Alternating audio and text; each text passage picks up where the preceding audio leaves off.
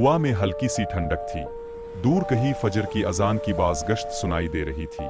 एक खामोश सा गांव था जिसके चारों तरफ बंजर पहाड़ और खजूर के दरख्त खड़े थे। इस गांव के बीचे बीच एक पुरानी मस्जिद थी। इस मस्जिद की दीवारें वक्त के बोझ से थक चुकी थीं। मीनार हल्का सा एक तरफ झुका हुआ था, जैसे सदियों से खड़ा खड़ा थक गया हो। और इसी मस्जिद में एक इमाम खिदमत अंजाम दे रहा था। लोग इसे इमाम करीम कहते थे। इमाम करीम की आवाज़ बहुत खूबसूरत थी। उनके खुतबे सुनकर मजबूत दिल वाले लोग भी रो पड़ते थे। बहुत गहरा था, लेकिन एक बात अजीब थी। इमाम करीम कभी नहीं सोते थे।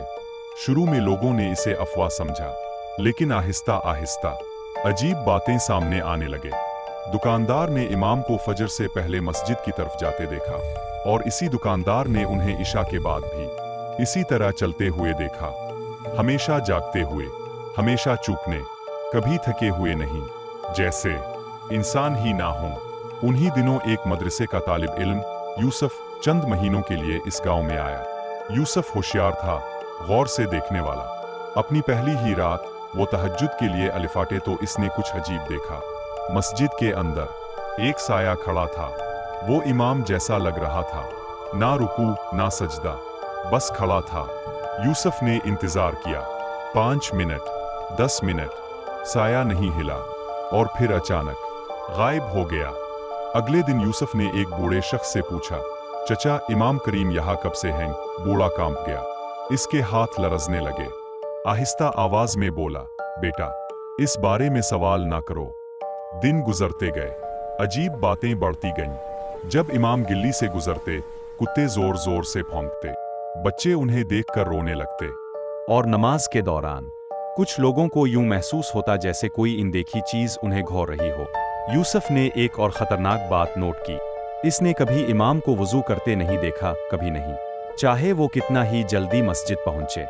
इमाम पहले से जाए नमाज पर मौजूद होते, हाथ खुश्क, दाढ़ी खुश्क। एक रात यूसुफ ने इमाम का पीछा किया।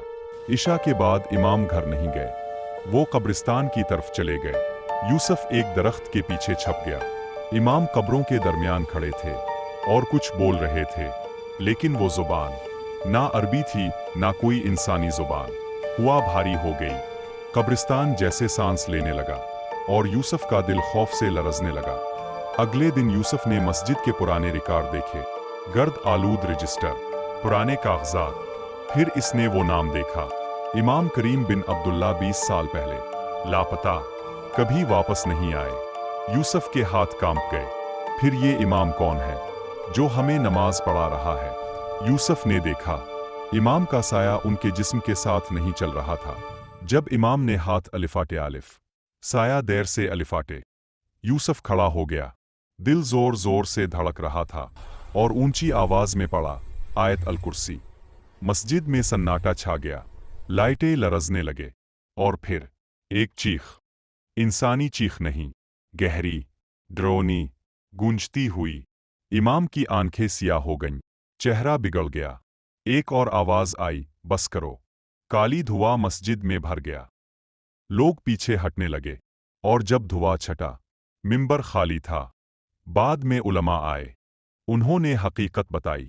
वो इमाम नहीं था, वो एक जनु था जिसने लापता इमाम की शक्ल इख्तियार कर ली थी।